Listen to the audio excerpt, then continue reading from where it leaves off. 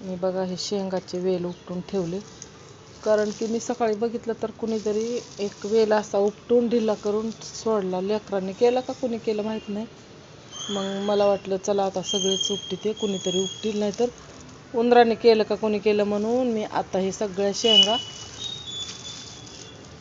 ठेवते बांधून.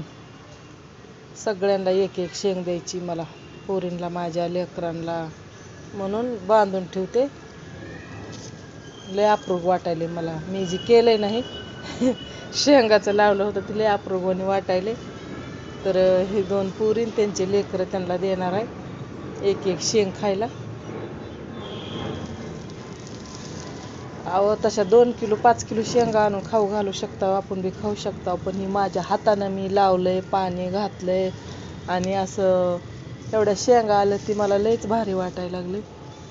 तर चला